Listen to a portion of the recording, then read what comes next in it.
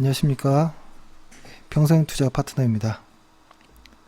10월 30일 수요일입니다. 오늘은 수요일입니다. 수요일과 목요일 좀 기다렸었는데요. 사실 저희 같은 경우에 TV를 안 본 지 엄청 오래된 것 같아요. 한 10여 년은 된 것 같은데요.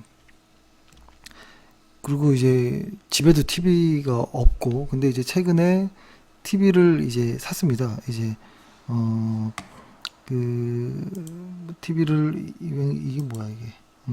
TV를 이제 OLED LG에서 나온 OLED TV 있잖아요. 를 이제 샀어요. 근데 이제 어 77인치로 사고 보니까 정말 화질이 너무 좋더라고요. 그러다가 이제 그래서 이제 와이프도 뭐 넷플릭스랑 뭐 이런 것들을 이렇게 보는데 지나가다가 동백꽃 뭐였더라? 동백꽃 아가씨였나? 동백꽃 필 무렵인가? 아, 예.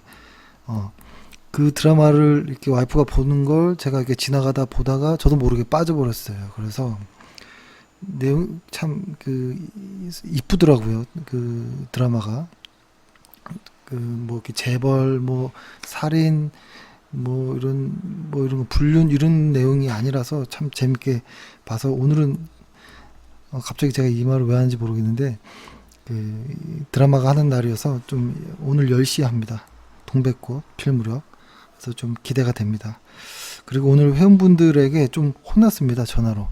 왜 그러냐면 아니 이렇게 주식 평생 같이 오래 하기로 해놓고 허리도 아프고 눈도 안 보이고 이거 어떻게 왜 그러냐 관리 잘하라 이러면서 이제 혼났는데 그래서 오늘 한 회원의 어떤 추천으로 정성근 교수의 어떤 그 백년어리라는 그 책을 소개하더라고요. 해주시길래 바로 그 이북으로 바로 구매해가지고 뭐 오늘 내일 해가지고 뭐 싹 읽어볼 생각입니다. 그래서 좀 더 걱정 안 하시게 제가 제 관리 좀 열심히 잘 하겠습니다. 오늘 방송할 내용은 이제 곧 11월이고 이제 금리 인하에 대한 내용들이 이제 이벤트가 나올 텐데 보통 11월, 12월 요때는 주식을 조금씩 비중을 이제 정산해 가면서 계산해 가면서 좀 이게 약간 좀 가볍게 가는 이런 것들이 좀 많거든요. 그래서 이제 12월 중순부터는 거의 이제 뭐 정리하는 뭐 이런 분위기가 뭐 사실 많았죠. 이렇게 많았는데 근데 지금은 결론적으로 말씀드리면 지금 11월은 주식 비중을 확대해야 되는 구간이라고 생각해요. 11월은 주식의 비중을 늘리자라는 생각입니다. 좀 시장 어제 오늘도 그랬던 것 같아요. 그 시장의 어떤 뉴스나 이런 거 보면 금리 인하에 대한 어떤 좀 두려움, 금리 인하하고 나서 어떤 뭐 매파적인 어떤 이야기가 나올 것이냐, 뭐 어떨 것이냐, 뭐 이런 여러 가지 내용들이 나올 것 같긴 한데요. 가장 큰 내용은 이런 것 같아요. 일단은 뭐라고 할까요? 자산을 늘리는 것. 이것이 이제 가장 좀 의미 있게 보는 것 중에 하나입니다. 자산을 늘리는 것. 조금 이야기를 해보면, 한번 좀, 그러니까 저의 그냥 소설인데요. 한번 얘기를 해볼게요. 11월부터는, 뭐라고 할까요? 유럽중앙은행에서도 11월 1일부터죠. 월 200억 유로 자산 매입을 시작하고요. 그 다음에 FRB 연방준비제도 이사회에서도 600억 달러어치 단기 국채를 매수한 뒤 추후 자산 매입 여부도 뭐 결정할 계획이다. 뭐 이런 내용들이 나왔는데요. 사실 저는 이것이 상당히 중요하다라고 봅니다. 2018년도부터 자산을 줄이기 시작했죠. 좀 보면 2018년도에도 한 FED를 보면 2018년도에 한 3,730억 정도, 그리고 올해는 한 2,970억 달러죠. 를 좀 줄였는데요.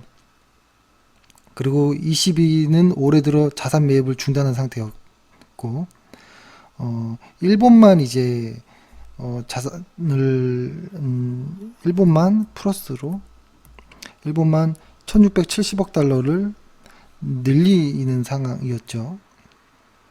그래서 이게 보면 이게 시장에서 보면, 그러니까 올해로만 좀 보면 그래도 요게 조금 우세하긴 한데, 일단은 이 시장이, 그러니까 뭐라고 할까요? 그러니까 글로벌 유동성으로 인해서 그러니까 유동성이 그 FED의 주도로 일단은 감소했다라는 것. 그래서 그 영향으로 달러 지수가 아주 높이 뭐 이제 올라가 버린 상황이었다는 거죠. 그래서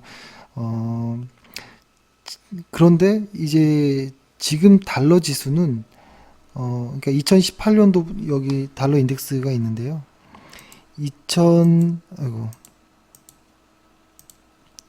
2018년도부터 시작한 요 하나의 사이클이 이제 끝이 나는 것이 아닌가라는 생각을 합니다. 어떤 상승 추세선의 하단에 와 있는 느낌이에요. 그러니까 뭐 여기서 이렇게 그러면 안 될 것 같고, 뭐 대략적으로 이런 추세로 달러가 상승을 하고 있었는데 이것의 하단에 위치한 이런 좀 모습입니다.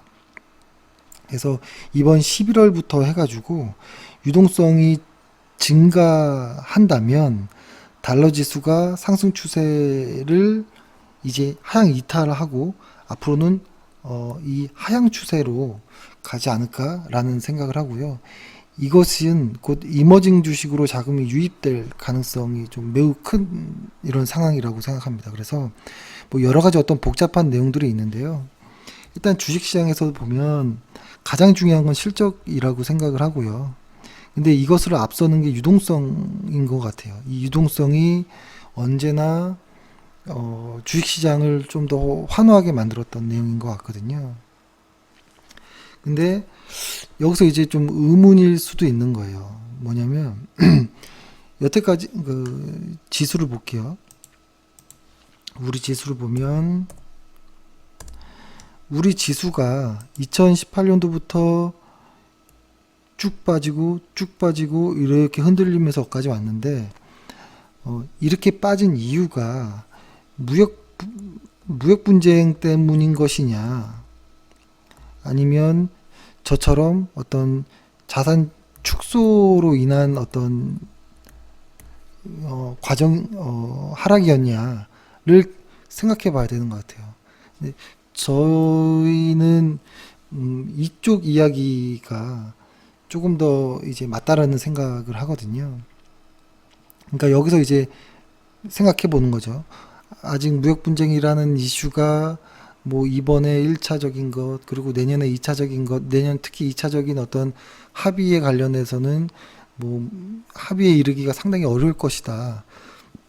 이런 내용들도 많이 나오잖아요. 그래서 무역 분쟁이라는 어떤 큰 무언가가 있기 때문에, 그리고 세계의 어떤 경기가 조금 아직은 걱정되는 부분도 많고, 이런 부분이라면, 그래서 그런 것으로 인해서 이번에 어떤 시장이 하락했다라고 생각하는 사람이라면 조심스럽게 11월, 12월에 포트폴리오를 정리해 나가는 것이 어떨까라는 생각을 하고요. 근데 저희처럼 이 자산 축소로 인해서 시장이 하락했다라고 생각하는 사람이라면 이 자산 축소가 자산 확대로 바뀌는 이 순간에는 오히려 비중을 늘리는 것이 맞다라는 생각을 합니다. 근데 이것은 한번 과거를 좀 보면 되는 것 같아요. 과거에 대해서 이렇게 보면 지우고 좀 봐보면 그러니까 지금 아까 보여드렸듯이 달러 인덱스는 이런 상승 추세를 타고 있었고, 그래서 자산 확대로 인해서 유동성 공급으로 인해서 달러가 꺾인다면 지금 하락 추세를 가고 있는 우리 한국은, 저는 이 하락 추세를 이탈해서 상승 추세로 갈 가능성이 높다라는 생각을 하고요. 그리고 이것을 한번 보면 이 중요한 구간이 있는데요. 이 강하게 하락했던 이 두 구간이 시장을 에서 아주 어떤 요인 때문에 빠졌는지를 보는 건데요. 요 두 가지 때가 기준금리를 인상한 시기잖아요. 그죠? 요 때가. 그리고 요 앞전에가 이거죠. 막 말이 많았을 때, 무역 분쟁으로 말이 많았을 때 확 빠지고, 그 다음에 막상 500억 관세를 부과하고 나서는 살짝 오른 추세를 갖고 있었던 요 구간이었고, 그 다음에 요 언저리 때도 2천억 관세 부과하고 살짝 오르는, 그 전에가 오히려 빠졌고, 관세 부과하고 나서는 올랐고, 그 다음에 아주 강하게 이렇게 빠지는 이런 구간들은 페드 금리 인상이었거든요. 그렇죠? 그래서 지금 이제 세 번째 금리 인하의 무게를 두고 있고, 그 다음에 플러스로 자산 확대가 이제 시작되거든요. 뭐 1년짜리라 할지라도 확대되는 구간이라면, 저희는 그 최초의 그 구간이었던 요 2400 언저리까지, 요 언저리가 아주 본격적으로 시장이 꺾이는 구간이었었거든요. 그러니까 코스피로 보면 2400 정도죠. 2300 이상, 2400 정도까지가 만약에 되돌아갈 수 있는 어떤 그 공간이라는 생각을 합니다. 그러니까 이건 것 같아요. 심플한 것 같아요. 그러니까 매수에, 어떤 A라는 회사를 매수하는 이유가 그 회사가 있다면, 그죠? 그 회사에 매도하는, 이 회사의 매도 이유는 그 매수 이유를 뒤집은 것이라고 생각하거든요. 그러니까 매수 이유가 이 회사가 만약에 실적이 좋아서 매수했다라고 한다면, 나중에 실적이 안 좋아진다면 매도하는 것처럼 지금은 이런 거겠죠. 자산을 축소하면서 금리를 인상하는 이 구간에서 시장이 하락했다라고 생각을 한다면, 이제는 금리를 인하하면서 자산을 확대해 나가는, 아까 제가 말을 헷갈린 것 같죠? 자산을 축소하면서 금리를 인상했던 구간들, 그리고 지금은 자산을 확대하면서 금리를 인하하는, 그러니까 과거의 매도의 이유가 얘 반대인 상황이 만들어졌기 때문에 이제는 매수의 이유가 된 것이 아닌가라는 생각을 해요. 그래서 좀 길게 본다면 2300에서 400까지도 그 이전에 하락했던 그 시점, 그 위치까지는 주가가 반등해야 되지 않을까라는 생각을 하고요. 지금 2100포인트를 뭐 넘네 못 넘네 뭐 이런 이야기를 하는데요. 당연히 변동성은 있을 거라고 봅니다. 아직은, 왜냐면 하락 추세에 있고, 그 다음에 금리 인하에 대한 어떤 이벤트도 남아있고, 뭐 이런 거겠죠. 근데 이것이 그 방향성은 유동성을 공급하는 이런 방향성을 가지고 있기 때문에 저는 달러가 꺾일 거라고 보고요. 꺾일 거라고 보고, 우리 지수는 이제 하락 추세를 끝낼 거라는 이런 생각을 하고 있습니다. 그래서 11월은 주식의 비중을 늘려야 하는 구간이라고 생각을 하고요. 변동성에 노출이 되기 싫다면 내재화 시켜서 홀딩하는 것이 좋다고 봅니다. 샀다 팔았다 타이밍 전략은 오히려 실수할 가능성이 매우 높다고 봐요. 그래서 오히려 길게 본다면 길게 보고 홀딩하는 것이 좀 안전하지 않을까, 이런 생각을 합니다. 그리고 종목 이야기를 좀 하면 어떠냐라는 이야기를 하는데요. 저도 뭐 종목 이야기가 사실 뭐 재밌고 편하기도 하죠. 그래서 이제 조금씩 하면 어떨까라는 생각을 하는데, 사실 저희가 시장이 이렇게 안 좋아지고 나서는 기업 탐방을 갈 회사가 뭐 거의 없었어요. 그래서 가진 않았거든요. 그래서 근데 이제는 조금씩 좋아지는 이런 분위기에서 이제 기업 탐방을 좀 갈 생각이고요. 뭐 이번 주에 오늘은 제가 못 가는데 오늘 대부마그네틱의 기업 설명회가 있었잖아요.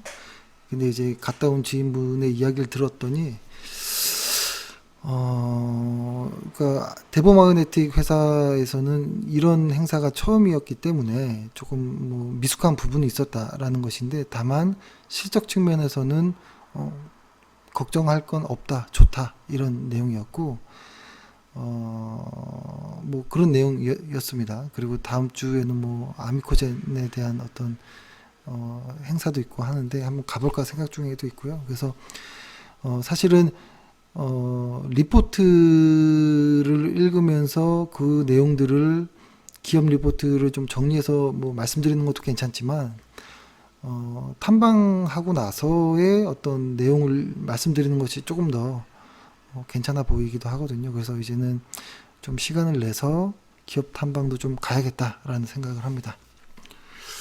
네, 일단 이렇게 오늘 방송을 마무리하도록 하겠습니다. 그리고 저는 이제 끝나고 방송을 올리고 그 다음에 한 2시간 정도 열심히 걷도록 하겠습니다. 예, 오늘 하루 고생 많으셨습니다. 감사합니다.